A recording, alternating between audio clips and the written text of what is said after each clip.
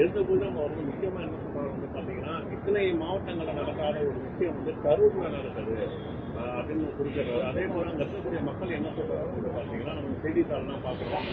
Current போச்சு, அதுக்கப்புறம் தான் இந்த சம்பவங்கள் வந்து அதிகமாக ஏற்படுதுன்ற மாதிரி அவங்களும் சொல்கிறாங்க. அதே மாதிரி பாதுகாப்பு குறைபாடும் நிறையா இருந்ததுன்றாங்க. இதை நீங்கள் பார்க்குறீங்க. மற்ற மாவட்டங்களில் நடக்கலை அப்படின்னு சொன்னால், அந்த மாவட்டங்கள்லாம் என்ன ஆந்திராவில் இருக்கா, கர்நாடகாவில் இருக்கா, கேரளாவில் இருக்கா? அது தமிழ்நாட்டில் தானே அந்த மாவட்டங்கள் இருக்குது.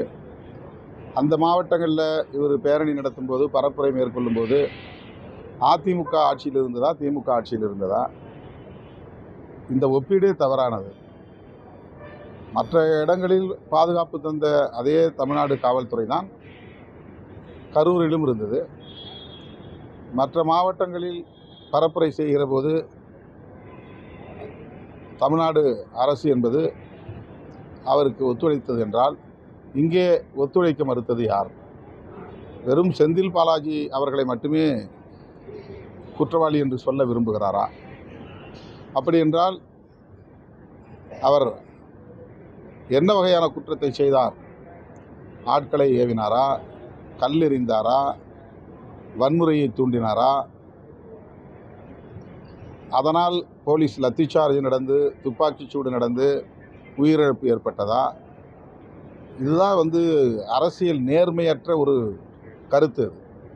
அது ஸ்டாம்பீட் அப்படின்னு ஆங்கிலத்தில் சொல்லக்கூடிய ஒரு நெரிசல் சாவுகள். கூட்ட நெரிசலில் இறந்துருக்கிறாங்க.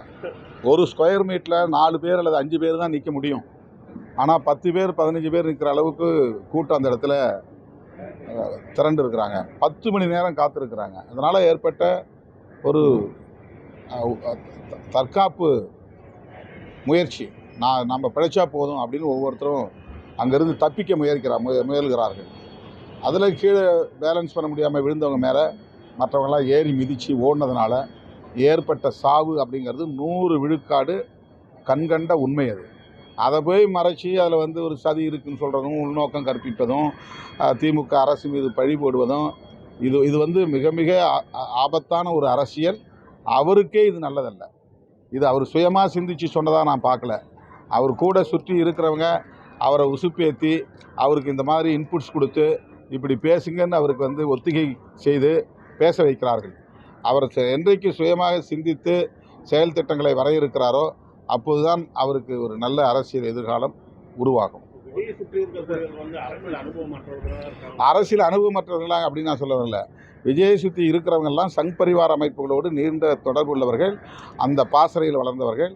பாஜக, RSS போன்ற சக்திகள் அவரை சுற்றி இருக்கிறார்கள். அவர்கள் கொடுக்குற இன்புட்ஸ் தான் அவர் பேசுகிறது. இப்போ அவருக்கு உடனடியாக ஹேமமாலினி தலைமையில் ஒரு டீமே வந்திருக்கிறாங்க. என்ன தேவை ஏற்பட்டது? இது ஒரு ஸ்டாம்பீடுங்கிறது அவங்களுக்கு தெரியுமா தெரியாதா? இது என்ன வயலன்ஸா? யாராவது தூண்டி விட்டு இது நடந்ததா? இது எதுக்காக உள்ள நுழைகிறாங்க? உடனடியாக அண்ணாமலை போய் பேசுகிறாரு.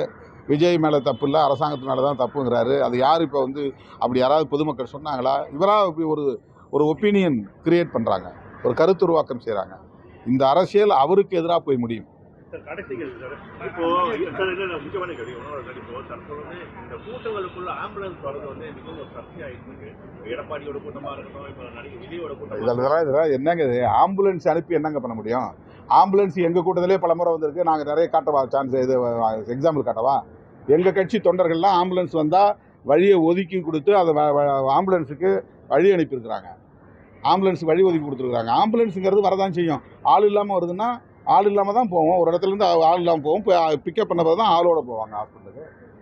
ஹாஸ்பிட்டலேருந்து அப்போ பேஷண்ட் இருக்கிற இடத்துக்கு போகும்போது ஆள் இல்லாமல் தான் போவாங்க. பேஷண்ட்டை பிக் பண்ண பிறகு ஆளோட போவாங்க ஹாஸ்பிட்டலை நோக்கி. இது என்ன? இது ரொம்ப இந்த அரசியல் நாகரிகமான அரசியல் இல்லை. ஆம்புலன்ஸ் வரலைன்னா ஆம்புலன்ஸ் வரல அப்படிம்பாங்க.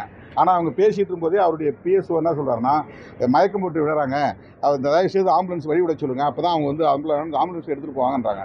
இது விஜய் பேசிக்கிட்டு இருக்கிற போதே அவங்க பேசுகிற ஆடியோ வெளியே வருது. அதுக்கு முன்னாடியே அங்கே ஆம்புலன்ஸ் இருந்ததுனால தான் கொஞ்சம் பேரை காப்பாற்ற முடிஞ்சுது.